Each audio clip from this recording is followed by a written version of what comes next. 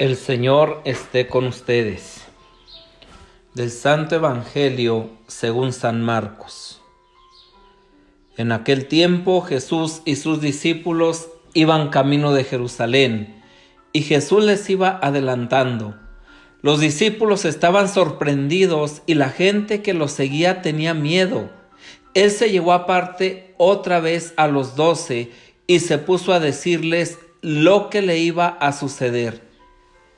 Ya ven que nos estamos dirigiendo a Jerusalén, y el Hijo del Hombre va a ser entregado a los sumos sacerdotes y a los escribas. Van a condenarlo a muerte y a entregarlo a los paganos. Se van a burlar de él, van a escupirlo, a azotarlo y a matarlo, pero al tercer día resucitará. Entonces se acercaron a Jesús Santiago y Juan, los hijos de Zebedeo, y le dijeron: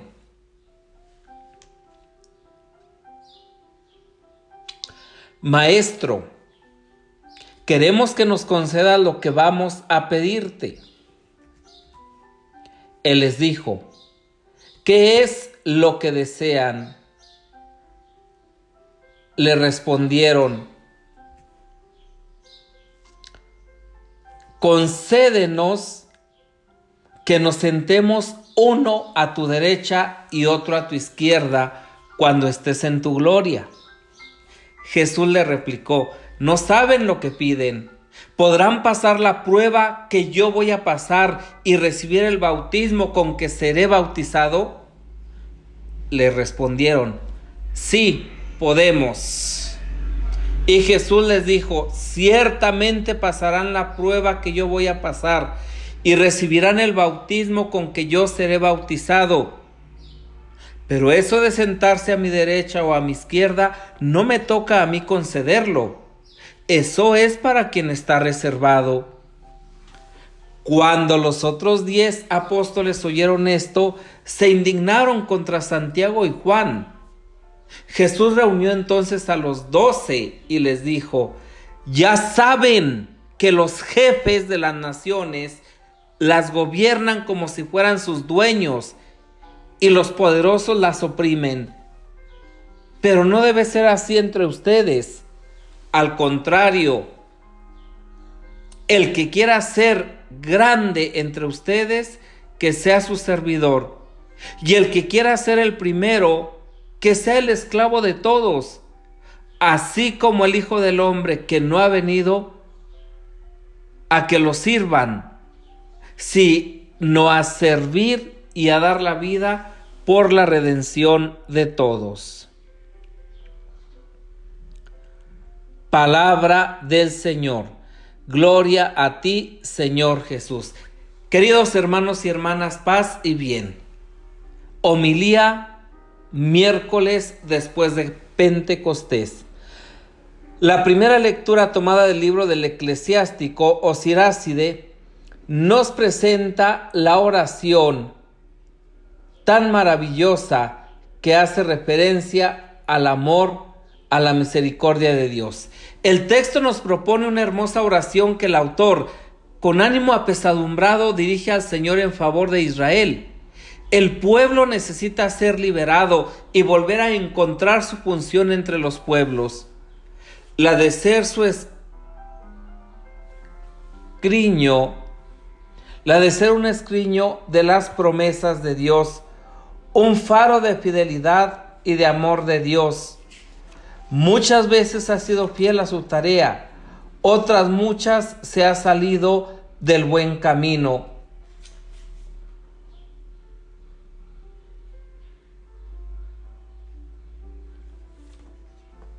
Rompiendo la alianza, cual cordón umbilical, le permitía estar unido a Dios, alcanzando a su vida misma. La dramática experiencia del exilio ha colapsado las esperanzas, oscureciendo el futuro, y ha resquebrajado el valor de su función histórico-teológica entre los pueblos. De ahí los 2 puntos de mayor interés de la lectura. El primero es la conciencia de la culpa, que lleva a pedir de manera repetida perdón a Dios, apoyándose únicamente en su misericordia.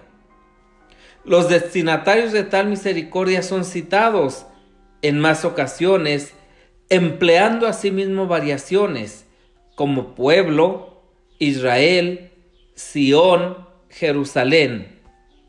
Ten piedad de nosotros, Señor, Dios del mundo. Señor, ten piedad del pueblo que lleva tu nombre, de Israel, a quien hiciste tu primogénito. Ten compasión de tu ciudad santa, de Jerusalén. Llena a Sión de tu alabanza. La insistencia en el adjetivo tú es, por una parte, para recordar a Dios el compromiso que adquirió con el pueblo en virtud de la alianza, y por otra, para recordar al pueblo su pertenencia a Dios a pesar de sus ruinosos bandazos. Como segundo punto, emerge una repetida alusión a la globalidad, insertando a Israel en el tejido mundial, universal. Ya no aparece solo el elemento distintivo y de separación.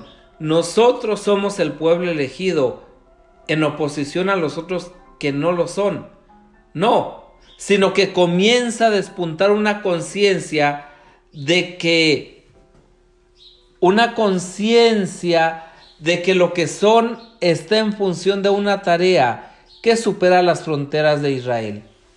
Derrama tu terror sobre todas las naciones, que te conozcan como nosotros te hemos conocido, porque no hay Dios fuera de ti, Señor. Y todos los habitantes de la tierra reconozcan que tú eres el Señor, el Dios eterno. Poco a poco se va desarrollando una conciencia misionera y universalista. El Nuevo Testamento está llamando a la puerta. Por eso, el fragmento evangélico de hoy también se compone de 2 puntos: el tercer anuncio de la pasión y resurrección, y la absurda petición de Santiago y Juan con sus respectivas consecuencias. Jesús no convierte en un misterio lo que le espera. Va libremente con una conciencia plena al encuentro de su destino de muerte. Sin embargo, lo ilumina con el resplandor de la resurrección, a fin de hacer comprender el valor de este sufrimiento. Es tragedia, no desesperación. Es muerte, no condición definitiva. Sin embargo, en vez de concretarse en el misterio pascual de Jesús, los discípulos, como ya hicieron después de los anuncios precedentes, se repliegan en sus propios y mezquinos intereses. Aquí se rompe el grupo. Los hermanos Santiago y Juan contra los otros 10. Ambos hermanos adelantan una demanda pretenciosa: ocupar los 2 puestos más prestigiosos. Pretenden un reconocimiento que les confiera autoridad y superioridad sobre los otros. En su petición observamos 2 errores de bulto. Entienden la gloria en un sentido muy humano y por eso se proveen previamente de garantías para el futuro. Sería algo así como una especie de póliza de seguro, un seguro de vida que les ponga a cubierto de sorpresas desagradables. Y por otra parte, se consideran mejores que los otros y ambicionan un reconocimiento que los distinga, sin ofrecer nada a cambio o sin méritos manifiestos. Jesús le responde con dureza, acusándolos de ignorancia. Corrige su concepto de gloria, demasiado humano, y les propone otro nuevo. Jesús inserta en él la realidad del sufrimiento. Ese es el significado del bautismo. una zambullida en la oscuridad del sufrimiento antes de volver a salir a la luz de la gloria. El cáliz es otra imagen para expresar el mismo vínculo. Es preciso beber el que ha sido preparado para poder compartir la alegría de ser comensales en la mesa del Maestro.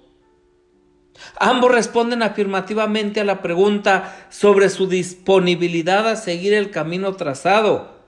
Jesús confirma su voluntad. Efectivamente, Santiago será el primer mártir entre los apóstoles hacia el año 44, y Juan dará testimonio con indómita fidelidad de su amor al Señor hasta que llegue la muerte, ya anciano. A la petición de la colocación, Jesús responde que no es tarea suya asignar puestos y remite de manera sutil a Dios. En efecto, para quienes está reservado, es una pasiva divina que debe entenderse en este sentido. Para quienes Dios los ha reservado, el cambio es de 180 grados. Se pasa de su petición: Maestro, queremos que nos concedas lo que vamos a pedirte, a la atención a la voluntad de Dios. Él es quien dispone, Él es quien determina. La petición no es indolora. Ha producido un desgarro en el tejido del grupo que se divide ahora 2 contra 10. Jesús los llama, los acerca a su persona, casi para transmitir un calor afectivo antes de impartir instrucciones claras. Propone un modo nuevo de ejercer la autoridad, pasando del autoritarismo a la diaconía, al servicio a los demás. Quien manda u ocupa puestos de prestigio no debe sobresalir, y mucho menos explotar a los otros o extraer ventajas personales. Quien esté en la cima debe entregarse a los otros. Jesús no propone un mortificador igualitarismo y reconoce la necesidad de que haya jefes responsables, pero cambia de una manera radical su función respecto a lo que sucede normalmente. ¿Idealismo? ¿Fantasía? No. Jesús mismo es el modelo y fundamento del nuevo planteamiento de la autoridad. Él es el superior, el Hijo del Hombre, que pone su vida a disposición de todos, es decir, de los inferiores. Su muerte en la cruz será la marca de su autoridad, que es un servicio con amor, con generosidad, con entrega, con fidelidad, con alegría, para dar vida. Queridos hermanos y hermanas, bien está lo que bien acaba, comenta muchas veces la gente. Podríamos emplear también este proverbio para iluminar nuestros textos que tienen un punto de partida errado, pero llega después a su justa meta. Si bien, por un lado, encontramos una actitud necia, irresponsable, decididamente negativa por parte de aquellos que, aun habiendo recibido una óptima formación, habían desatendido sus funciones de guías. Por otro lado, encontramos que ellos mismos se arrepienten o al menos reciben una hermosa catequesis que también nos sirve a nosotros, a ti y a mí. El final, por consiguiente, es positivo. El pueblo judío, elegido por Dios para hacer luz de las naciones, ha traicionado la alianza. Se ha embiscado en sucios acontecimientos que le han arrastrado al abismo del exilio. De este modo, no realiza su vocación, ni tampoco sirve de ayuda a los otros pueblos. Su historia corre el riesgo de ser una historia de sentido único, cerrada en sí misma. En la primera lectura, el pueblo declara de manera repetida por boca de Siráside su arrepentimiento y pide perdón por su infidelidad. No pone excusas, pues es consciente de que es totalmente responsable del fracaso encuentra su ancla de salvación en la bondad de Dios. Ten piedad es el estribillo que acompasa su petición de perdón. Su rehabilitación tiene lugar junto con la de los otros, comprendidos y citados otras veces en la oración. Una luz de esperanza aclara el horizonte. El Evangelio nos muestra la cara mala de los apóstoles. Aunque están siendo educados por el Maestro perfecto, parecen refractarios a su enseñanza, empeñados más en el reparto del poder que en la comprensión del misterio pascual. Ojo con lo que estamos viviendo en la actualidad. Ojo. El punto de partida es la arrogancia de los hermanos Santiago y Juan, que pretenden sobresalir por encima del grupo. Si estos se han equivocado, los otros no les van a la zaga, porque alimentan sentimientos de hostilidad contra aquellos. La situación es muy enredada, su comportamiento muy humano. Probablemente nosotros habríamos obrado del mismo modo. Provoca la intervención de Jesús. Enseña a los dos hermanos a ponerse enteramente en manos del Padre, que dispone las cosas como mejor le parece. Les enseña a todos que la autoridad no es mandar sobre los demás, como se considera con frecuencia, sino un generoso servicio, poner y ponerse a disposición de los demás, incluso con la propia vida, si fuera menester. Jesús les enseña de palabra y con el ejemplo. Es una hermosa lección de humildad y también una preciosa catequesis que hemos de mantener como lámpara encendida para iluminar nuestro camino. El Señor nos precede como lámpara para nuestros pasos. Que jamás nos sintamos y estemos y actuemos por encima de los demás.